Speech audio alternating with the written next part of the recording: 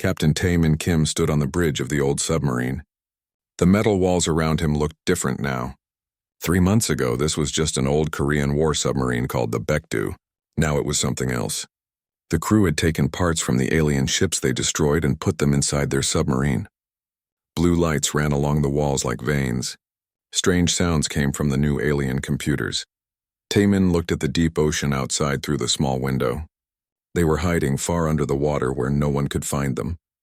The ocean was dark and cold, but it kept them safe. His crew of 40 people had been down here for weeks waiting and watching. "Captain," said Sora Park, the chief engineer.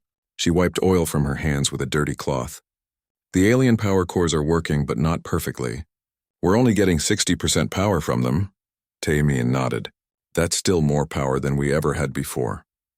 He turned to look at the strange alien machines that Sora had connected to their old submarine systems. They hummed with energy that felt alive. Communications officer Dong-Ho Lee looked up from his station. His face was worried. "Captain, I'm getting more alien signals. Many more. They're coming back." "How many?" Taemin asked. Dong-Ho listened to his headphones for a moment. The alien voices sounded angry. "Hundreds of ships, sir. Maybe thousands. They're very upset about what we did to their first attack." The crew on the bridge became quiet. They all remembered the first battle. The aliens had come to Earth thinking humans were weak. They thought wrong. The old Baekdu had used surprise and human cleverness to destroy many alien ships, but now the aliens were coming back with everything they had. "What are they saying?" Taemin asked. Dong-Ho translated the alien words slowly. "They call us primitive water dwellers. They can't believe we beat them. Their empire is sending their whole army to make sure we never win again." Taemin walked to the center of the bridge. His crew looked at him, waiting for orders. These were good people. They had volunteered to stay underwater and fight while their families were on the surface. They knew they might never see home again. "Listen to me," Taemin said. "Up on the surface, our armies are gone. The aliens destroyed most of our ships and planes in the first attack. We're all that's left." The crew listened carefully. Some of them were scared, but they all stayed at their posts. "We have 2 choices," Taemin continued. "We can hide down here and hope the aliens give up. Or we can fight them." "How can we fight thousands of ships with just one submarine?" asked Navigation Officer Hee-Jin Choi. Taemin smiled a little. "The same way we fought them before. We use the ocean. We use surprise. And we use what makes us human." Sora spoke up. "Captain, I've been studying the alien technology we took. It's powerful, but it's not made for underwater fighting. These aliens come from a desert planet. They don't understand water like we do." "What do you mean?" Taemin asked. "Their ships work fine in space, but water confuses their sensors. They can't see us clearly when we're deep underwater. And their weapons don't work as well in water." Dong-Ho added, "From their radio signals, I think they're actually afraid of deep water. They don't like being underwater at all." Taemin felt hope growing in his chest. "So we have advantages they don't know about." "Yes, sir," Sora said. "And every time we attack them and get away, we can take more of their technology. I can make our submarine stronger and faster." The captain looked at each of his crew members. They were tired and scared, but they were ready to fight. "Then that's what we'll do. We'll be ghosts in the deep ocean. We'll hit them when they don't expect it and disappear before they can hit us back." Weapons specialist Jinwoo Nam stood up from his station. "Captain, I've been working on something. I took the plasma weapons from the alien ships we destroyed. I think I can put them on our torpedoes." "Show me," Taemin said. Jinwoo led them to the torpedo room. Inside, the old Korean torpedoes looked different. They had alien crystals attached to them that glowed with blue light. These crystals store alien plasma energy. When the torpedo hits an enemy ship, it releases all that energy at once. It's much more powerful than our old explosives. Taemin touched one of the modified torpedoes. It felt warm and seemed to pulse with life. "How many do we have?" 20 modified torpedoes, sir. And I can make more if we get more alien crystals." "Good work," Taemin said. He looked around at his crew. They had taken an old submarine and made it into something new. Something that could fight aliens with their own weapons. Sonar operator Yuna Shin called out from her station. "Captain, I'm detecting movement on the surface. The alien ships are starting to enter our atmosphere." Taemin hurried back to the bridge.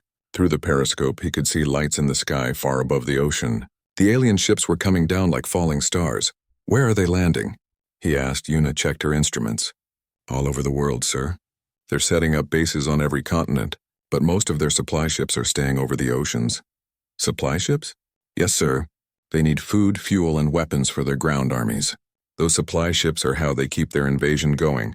Taemin understood. If they could destroy the alien supply ships, the armies on land would become weaker. It wouldn't win the war immediately, but it would give Earth a fighting chance.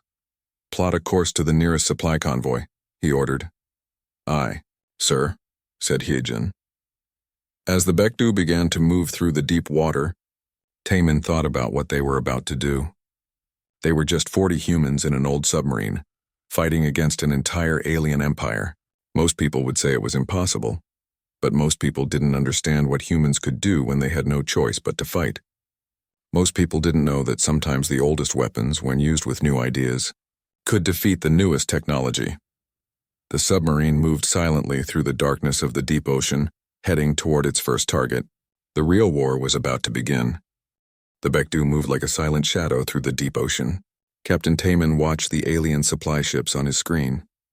They floated on the surface like sitting ducks, not knowing death was coming from below. How many ships? He asked quietly. 12 supply vessels and 4 escort fighters, reported Yuna from her sonar station. The escort ships have weapons, but they're designed for fighting in space, not underwater. Navigation officer Hee-jin Choi had found the perfect attack route. Captain, there's an underwater canyon just below them. We can approach from the deep side and they'll never see us coming. Taemin nodded. The crew had learned to use Earth's oceans like their ancestors used mountains and forests. Every underwater hill, every deep trench, every thermal vent was a hiding place. Jinwoo, are the plasma torpedoes ready? Taemin asked. Ready, sir, replied the weapons specialist. I've loaded 4 torpedoes with alien plasma crystals. Each one can destroy a large ship. Fire when ready. The torpedoes shot out silently from the submarine. They moved through the water like glowing fish heading toward the surface. Taemin counted the seconds in his head. 10, 20, 30. Bright explosions lit up the ocean surface far above them. The alien plasma energy mixed with seawater, creating huge bubbles of superheated steam. 3 supply ships broke apart immediately. The 4th was badly damaged. Direct hits, reported Jinwoo. 3 destroyed, 1 sinking. The escort fighters began shooting wildly into the water, but their energy beams couldn't penetrate very deep. They were panicking, just like Sora had predicted. Take us down to 2,000 feet, Taemin ordered. Use the thermal vents to mask our heat signature. Hyejin piloted the submarine deeper into the canyon. Hot water from underwater volcanoes mixed with the cold ocean, creating a confusing mess for alien sensors. The Baekdu disappeared like a ghost. They're calling for help, Dong-ho reported, listening to alien radio signals. They're very afraid. They keep saying the deep hunters are attacking them. Deep hunters? Taemin asked. That's what they call us, sir. They don't understand how we can appear and disappear so quickly. Over the next 2 weeks, the Baekdu struck again and again. They destroyed supply convoys, troop transports, and communication ships. Each time they attacked from a different direction and used different parts of the ocean to hide. Sora had become an expert at using alien technology. After each battle, she took more alien parts and added them to the submarine. The Baekdu was becoming something new, part human engineering, part alien science. The alien power cores are working better now, she told Taemin. I think they're learning to work with our systems. It's like they're alive. Alive? Not exactly alive, but they adapt. They change to work better with whatever they're connected to. Human technology and alien technology are starting to work together. The crew had noticed other changes too. The submarine moved more quietly than before. Its sonar could see farther. Even the air inside felt different, cleaner and somehow more energized. Medical officer Kang Min-yu reported that the crew was healthier than they should be after weeks underwater. The alien atmosphere processors aren't just cleaning our air, he said. They're making it better. Everyone has more energy and thinks more clearly. But the most interesting discovery came from Yuna at the sonar station. Captain, I'm detecting something strange, she said during their 3rd week of attacks. There are large objects moving in the deepest parts of the ocean. Much larger than whales. How large? Taemin asked. Some are over 300 feet long, sir, and they're not moving like normal sea creatures. They seem to be following us. Taemin looked at the sonar screen. Deep below them, massive shapes moved slowly through the ocean's deepest trenches. They had been there all along, but only now was the improved alien sonar able to detect them. Are they dangerous? He asked. I don't think so, sir. They keep their distance, but they seem curious about us. Sora had an idea. Captain, what if they're reacting to the alien technology on our submarine? Maybe the energy signature is waking up things that have been sleeping in the deep ocean. Things that have been sleeping for how long? Maybe millions of years, sir. Earth's deepest places haven't been explored much. We don't know what's down there. The thought was both exciting and frightening. Earth might have its own ancient guardians, creatures that lived so deep that humans had never found them. During their next attack, something unexpected happened. The Bekdu was attacking another supply convoy when alien escort ships surrounded them. This time, the aliens had learned to work together better. They're coordinating their attacks, Jinwoo reported. We can't surface and they're dropping depth charges all around us. The submarine shook as explosions went off nearby. This was the closest they had come to being destroyed. Take us deeper, Taemin ordered. Head for the abyssal plain. The Bekdu dove toward the deepest parts of the ocean. The pressure outside was enormous, but the alien-enhanced hull held strong. Behind them, the escort ships followed, dropping more depth charges. Suddenly, Yuna's sonar screen lit up with massive contacts. Captain, the deep creatures are rising. They're coming up fast. On the sonar screen, Taemin could see huge shapes moving upward from the ocean floor. They were bigger than any whale, bigger than any creature that should exist. The alien escort ships detected them too. Their panicked radio signals filled the water. What are they saying? Taemin asked Dongho. They're terrified, sir. They're calling them planet guardians and ancient ones. I think they recognize these creatures from somewhere. One of the massive deep-sea creatures rose up between the Bekdu and the alien ships. It was over 400 feet long, with bioluminescent patterns that pulsed like a heartbeat. The alien ships fired their weapons at it, but the energy beams seemed to have no effect. The creature made a sound that the submarine's sonar picked up, a deep, resonant call that seemed to shake the entire ocean. Other creatures answered from the depths below. The alien escort ship stopped attacking the submarine and focused all their weapons on the massive sea creatures. But there were too many of them, and they were too large to hurt with small ship weapons. They're protecting us, Taemin realized. These creatures are helping us fight the aliens. But why? Asked Sora. Maybe they see the aliens as invaders too, Heejin suggested. Maybe they've been guarding Earth's oceans for a very long time. The battle above them continued as more deep-sea creatures rose from the abyss. The alien ships found themselves outnumbered and outmatched. One by one, they were either destroyed or forced to retreat to the surface. When the battle was over, the massive creatures slowly sank back into the depths. But before they disappeared, the largest one came close to the Bekdu. Its huge eye looked directly at the submarine's cameras. For a moment, Taemin felt like he was looking at something incredibly old and wise. Something that had been waiting in the deep places of Earth for a very long time. Then the creature was gone, vanished into the darkness below. Set course for the next target, Taemin ordered, but he knew that everything had changed. They were no longer fighting alone. Admiral Velteroth stared at the holographic reports floating before him on his command ship. Every day, more supply convoys were destroyed. Every day, his forces on Earth's surface grew weaker because they couldn't get the resources they needed. How many ships have we lost? He asked his aide. 47 vessels, sir, all destroyed by the same enemy. One primitive submarine, Velteroth growled. One ancient human vessel is destroying an entire invasion fleet. The admiral's skin changed color, showing his anger and embarrassment. The Velkari Empire had conquered dozens of worlds, but they had never faced an enemy like this. An enemy that struck from the deep water and vanished like a ghost. Deploy the Deep Strike Corps, he ordered. If these humans want to hide in their oceans, we'll drag them out. The Deep Strike Corps was the Velkari Empire's most feared unit. They were specially trained soldiers who could fight in any environment. Each warrior wore advanced pressure suits that let them survive underwater, and they carried weapons designed to work in liquid environments. 50 of these elite soldiers were loaded into specially designed submarines. Unlike the clumsy supply ships, these hunters were built for underwater warfare. They could dive deep, move fast, and track enemies through the water. Find that human submarine, Velteroth commanded. Bring me its captain alive so he can watch his world burn.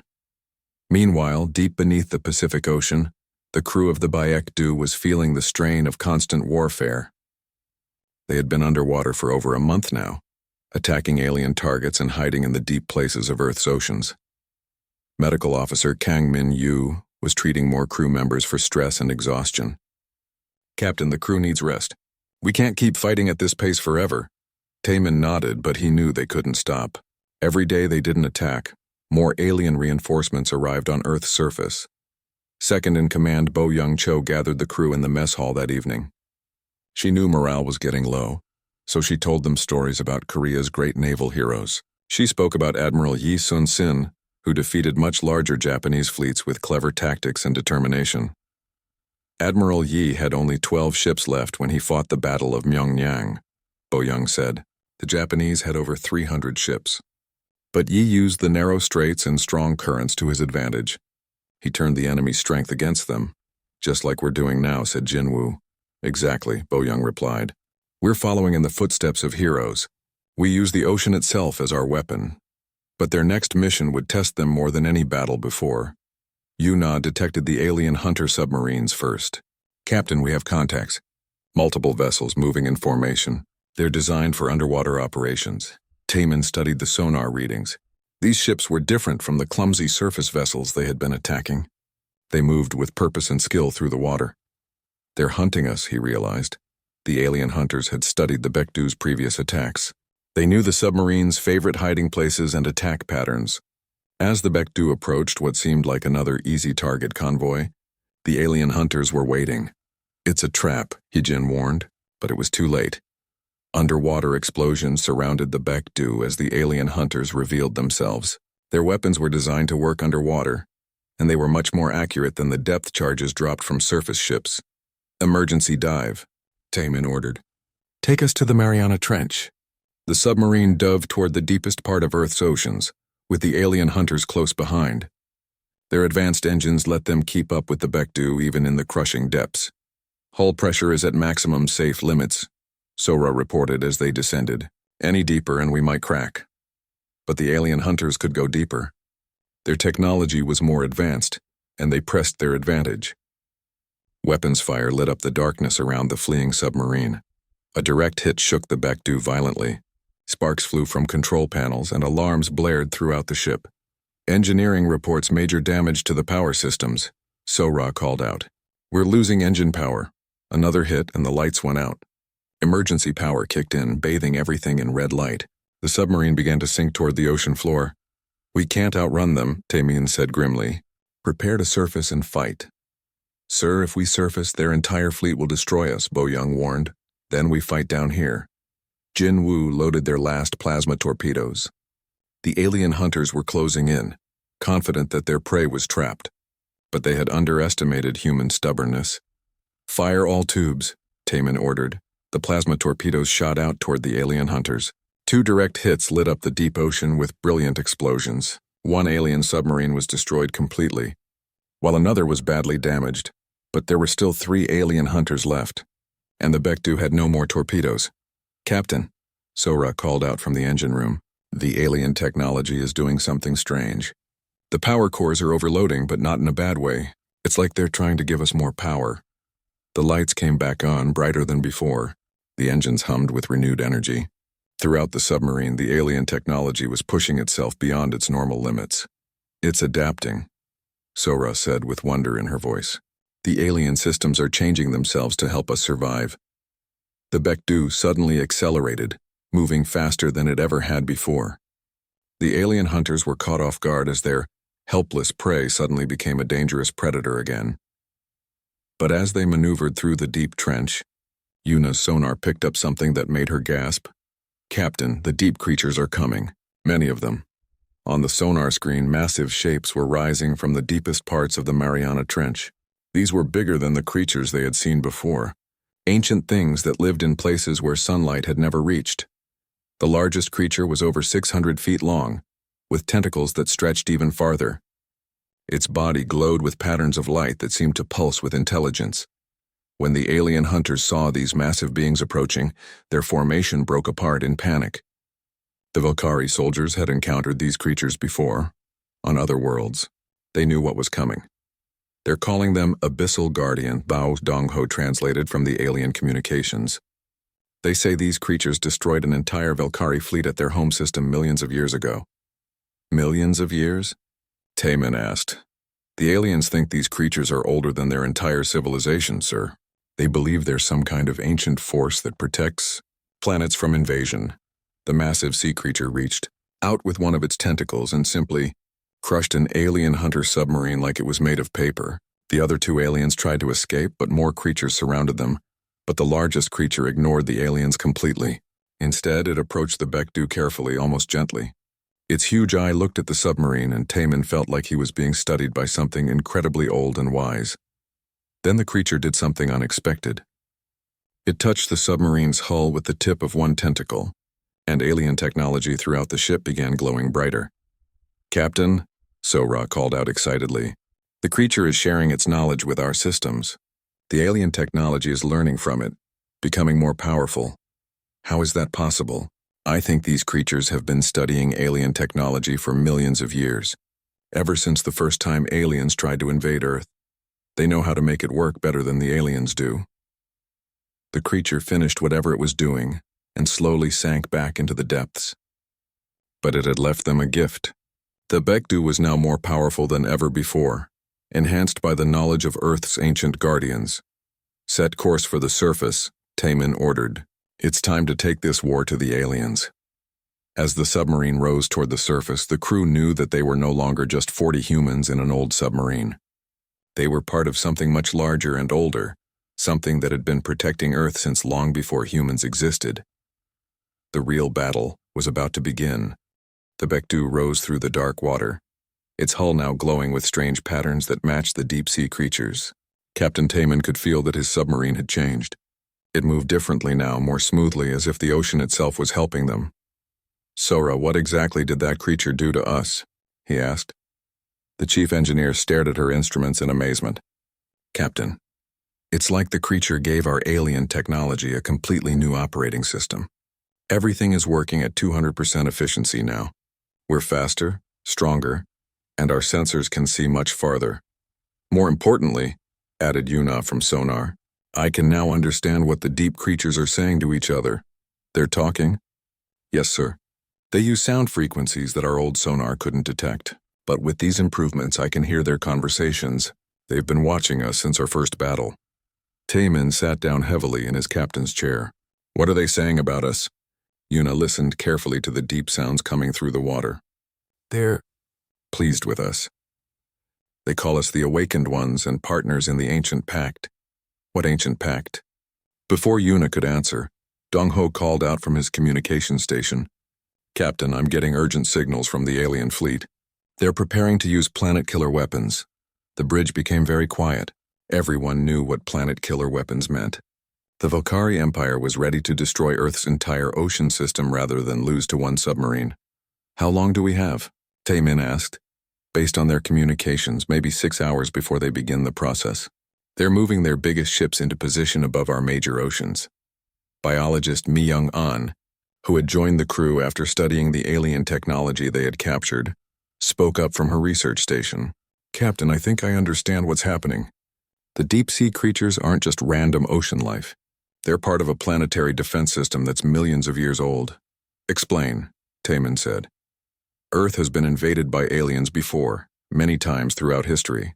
Each time, these ancient creatures fought them off and sent them away. But the creatures learned something important. Alien technology can be turned against the invaders if you understand it well enough."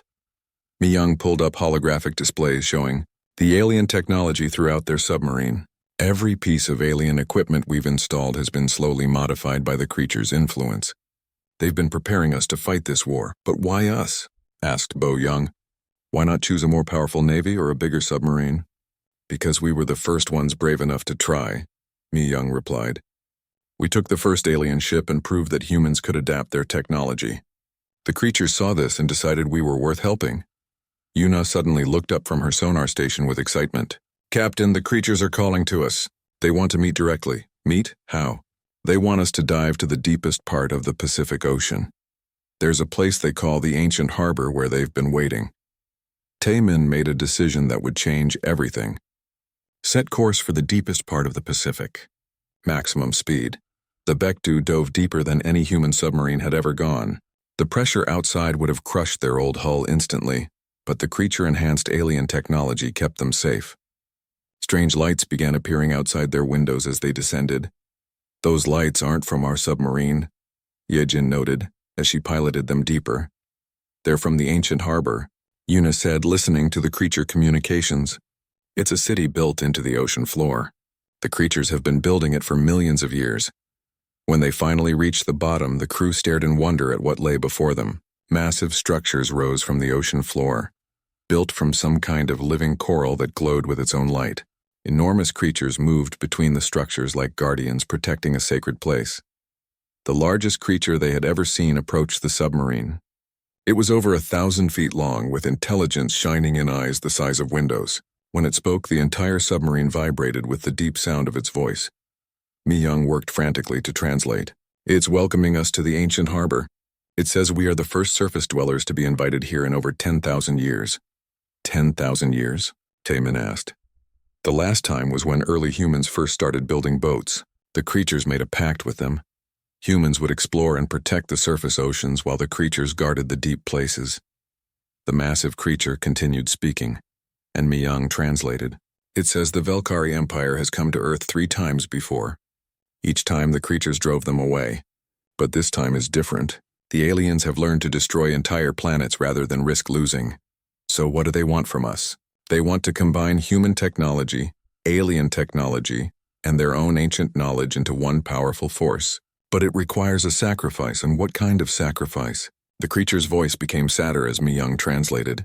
"To create this combination, some humans must permanently join with the submarine systems and the creature collective intelligence.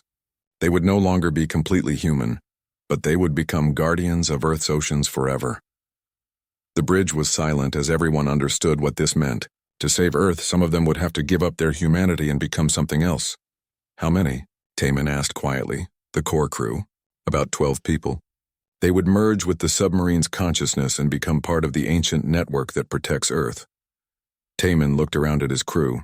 These were people who had already given up everything to fight this war. Now they were being asked to give up even more. "Captain," Sora said firmly. "I volunteer." "So do I," added Jinwoo. One by one, the senior crew members volunteered to make the ultimate sacrifice.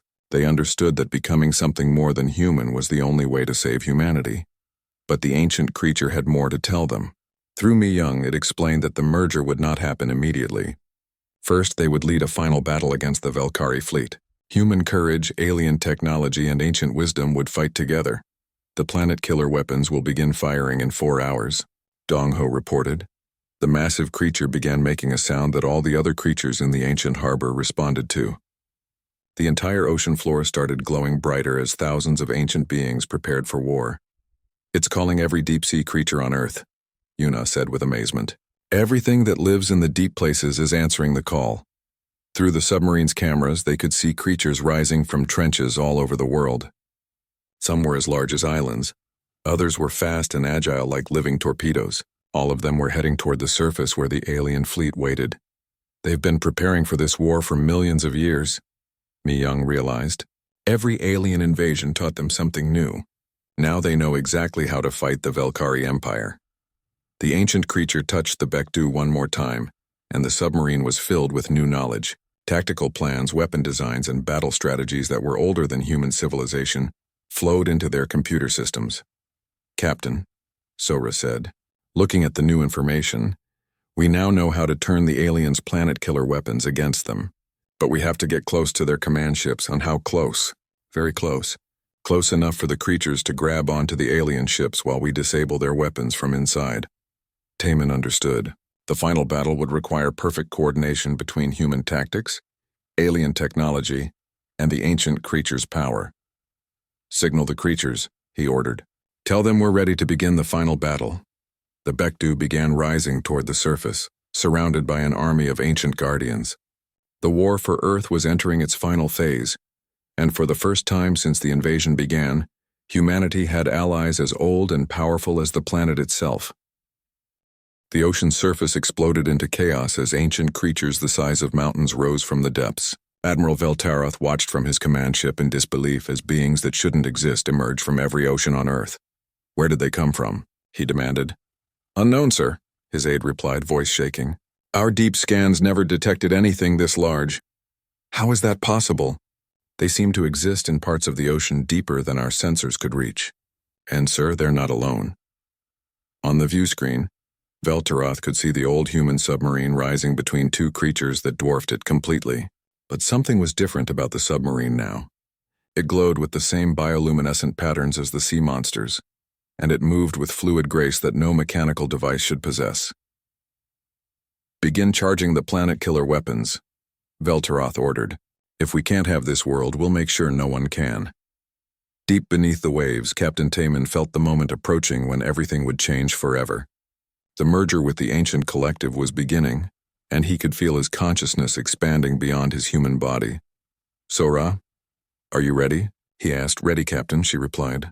Her hands were already beginning to merge with the engineering controls, alien technology flowing into her nervous system.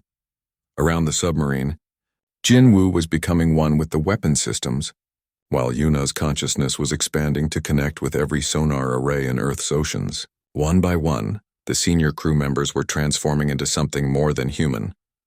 I can feel everything, Yuna said with wonder.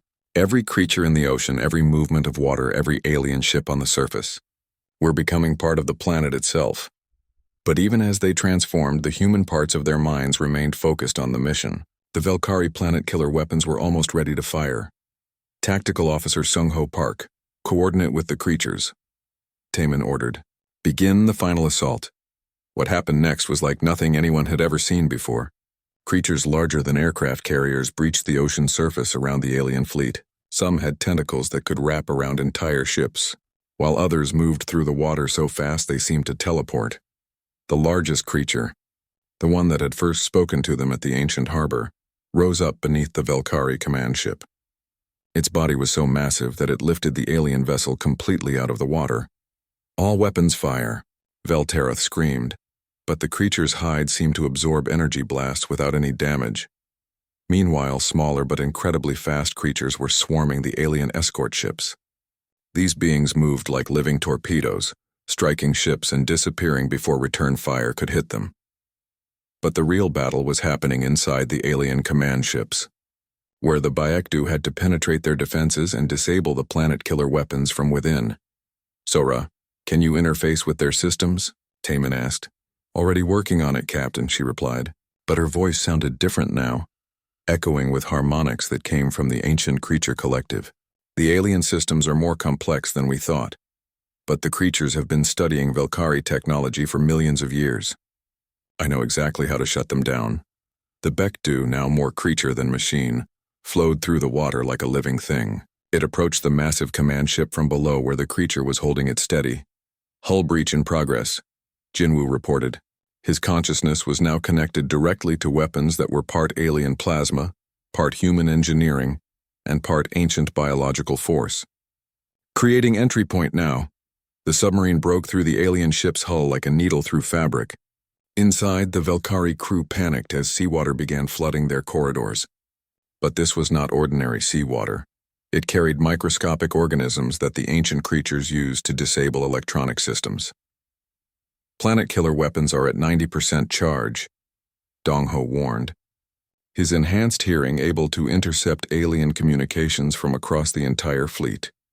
Taemin, his consciousness now spread throughout the submarine and connected to every creature in the ocean, made the final decision. Begin total integration. Merge completely with the ancient network. The transformation accelerated. The boundary between human crew, alien technology, and ancient creature intelligence disappeared entirely. The Baekdu became something that had never existed before, a fusion of three completely different forms of life and technology. With this new combined intelligence, they understood the Velkari technology perfectly. Sora, now more than human, reached out through the alien computer networks and began rewriting their basic programming.